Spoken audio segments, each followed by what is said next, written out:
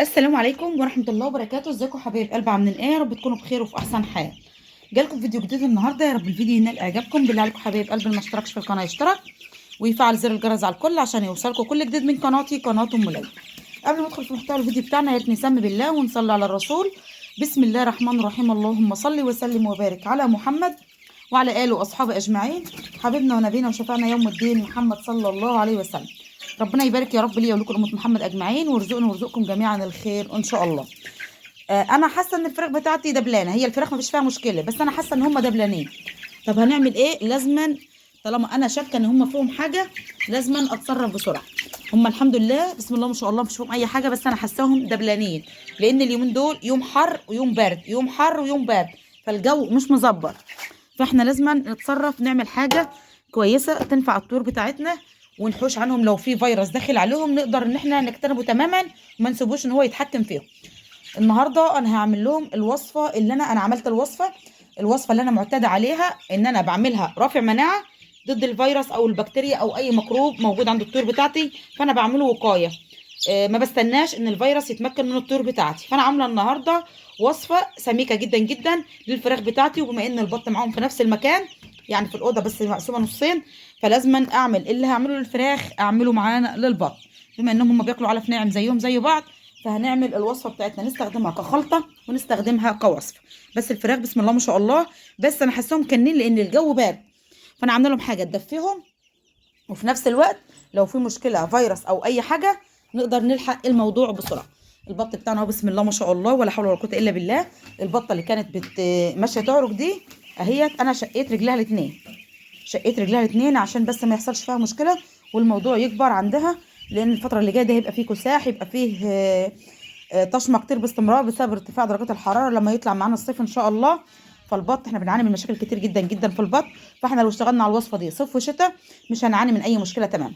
فربنا يبارك يا رب ان شاء الله. نشوف الوصفه اللي موجوده معانا وطلعنا منها خلطه برده في نفس النظام. معانا كميه العلف بتاعتنا اهيت، ده الخلطه اللي موجوده معانا اهي بسم الله ما شاء الله الله اكبر. ربنا يبارك يا رب. فديت الوصفه بتاعتنا طلعنا منها الخلطه زي ما انتم شايفين. احنا ضربنا الوصفه بتاعتنا عباره عن ايه؟ جبت حبيتين كبار من الليمون، معانا حبيتين من البنجر لان البنجر اللي جايباه لقيته في السوق لقيته صغير، فجبت حبيتين من البنجر، جبت راسين توم، بصلتين، 4 قرون شطه حره، نص فنجان خل. ضربت المكونات دي كلها ببعضها كده في قلب الخلاط. نزلنا السائل بتاعنا زي ما انتم شايفين اهو، شايفين سميك ازاي؟ ده السائل بتاعنا اهوت، وده الخشن اللي موجود معانا. الخشن هنقلبه على العلف ونحطه منه للبط وللفراخ، مش هنرمي اي حاجه. وده السائل اللي موجود معانا اهو بسم الله ما شاء الله. شايفين السمكه بتاعته اهو. هنحط الكميه كلها عشان يبقى الوصفه سميكه معانا وتجيب نتيجه سريعه. الاعشاب الطبيعيه اللي احنا بنستخدمها زي ما قلت لكم في كل الفيديوهات اللي بقولها لكم، ان الشيء بصوا لو مش هيفيد مش هيضر، لان هو اعشاب طبيعيه وحاجات كلها من صنع الطبيعه، فمش هتضر الطيور بتاعتنا. فمحدش يقول الحاجه كتيره او الحاجه بسيطه، لا هو مش هيضر طيورك في اي حاجه. لله الحمد. الحاجات اللي احنا بنستخدمها ايدي ولا على نار من الشطه حراقه جدا جدا. الشطه هتدفي معانا الطيور وهتقتل اي بكتيريا موجوده في جسم الطير عندنا، لانها هي بتعتبر مضاد حيوي، مضاد سموم، رافع مناعه، منشط عامل الكبد. الشطه الحاره فيها كل حاجه انت عايزاها. البنجر حديد ورافع مناعه، الليمون فيتامين سي ورافع مناعه برضو في نفس الوقت. الثوم والبصل مضاد حيوي ممتاز جدا جدا. الخل مضاد سموم. فبصوا احنا بندخل كل حاجه تكون تعتبر صيدليه كامله متكامله نقدمها للطيور بتاعتنا تجيب نتيجه كويسه. اللي مش هيشرب هياكل، واللي هياكل من العلف بتاعنا هيجري جري على الميه يشرب. الطيور مش بتحس بحراره الشطه زينا، عشان بس ما حدش يقول لي الشطه حاره يا ام ليلى ودي فراخ صغيره. الطيور مش بتحس بحراره الشطه زينا، عشان بس تبقوا عارفين. انا لما بكون داخله على موسم تخصيب عند الطيور بتاعتي باجي ازغط الطيور الديوكه او الذكوره، بزغطهم شطه حاره مع التوم مع فلفل اسمر عشان احمي الطير بتاعي. يعني ايه تحميه؟ اشجعه على الخصوبه، ان هو يديني نسبه خصوبه عاليه جدا جدا ويديني انتاج ممتاز. احنا كده قلبنا العلف بتاعنا، هنبدا نوزعه على البط وعلى الفراخ ونبدا ننزل ليهم الوصفه اللي موجوده معانا. فربنا ييسر امورنا جميعا يا رب ان شاء الله. الخلطه والوصفه دول ممتازين جدا جدا، هيدوكي طاقه عاليه في الطيور بتاعتك. ولو في اي بكتيريا او في فيروس داخل على الطيور بتاعتك الحمد لله مش هتلاقي الكلام ده تماما، لان احنا كده بنعمل مناعه للطير بتاعنا، وبنحاول ان احنا نقضي على اي فيروس قبل ما يدخل على طيور. فربنا يبارك لنا جميعا يا رب ان شاء الله، ويرزق كل من كان يا رب خير الدنيا والاخره. هنطلع شويه العلف دول نفضهم بره قدام الطيور بره في الدوار، ونيجي نفضلهم العلف بتاعهم. دي العلف بتاعنا ونبدا نوزعه على الفراخ. بسم الله الرحمن الرحيم.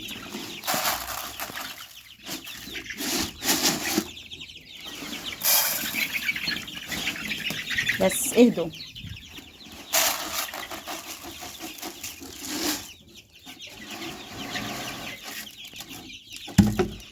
اهو يا حبيبي زي ما انتم شايفين، بسم الله ما شاء الله، الخلطه مع العلف كله اهوت عشان ياكلوا ويندمجوا مع العلف بتاعنا.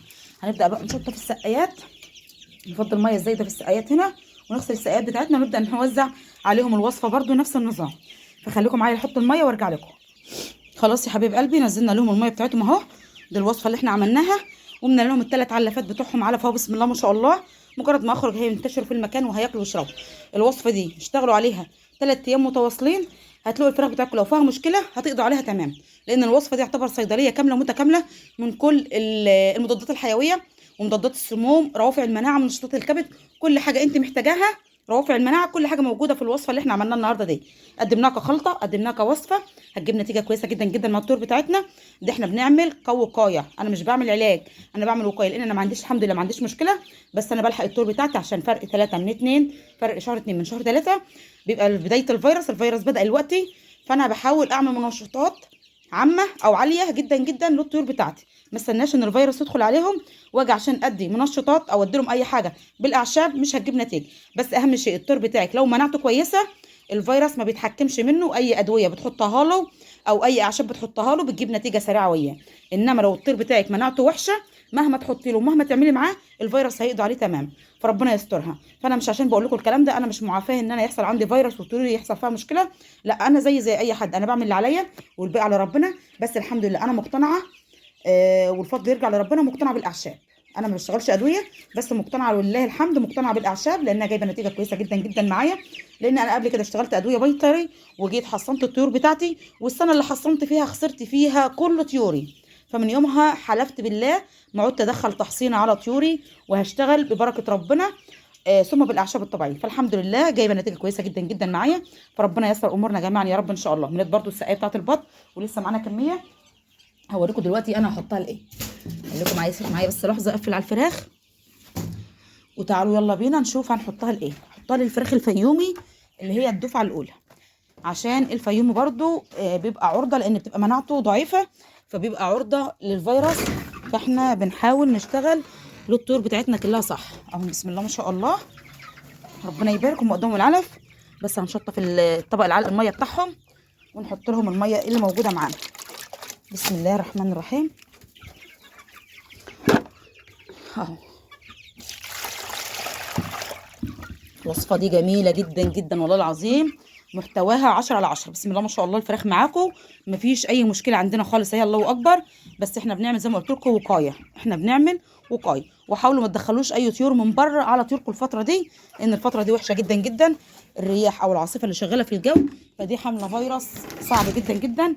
فحاولوا بقدر الامكان ما تدخلوش اي طيور من بره على طيوركم، عشان ما ترجعوش تندموا وتقولوا يا ريت اللي جرى مكان. الحمد لله البط رخر قدامكم الله اكبر عليهم، بسم الله ما شاء الله، ممتازين جدا جدا، مفيش عندنا اي مشكله. فربنا يبارك لنا جميعا يا رب ان شاء الله، ويرزق كل من كان يا رب خير الدنيا والاخره.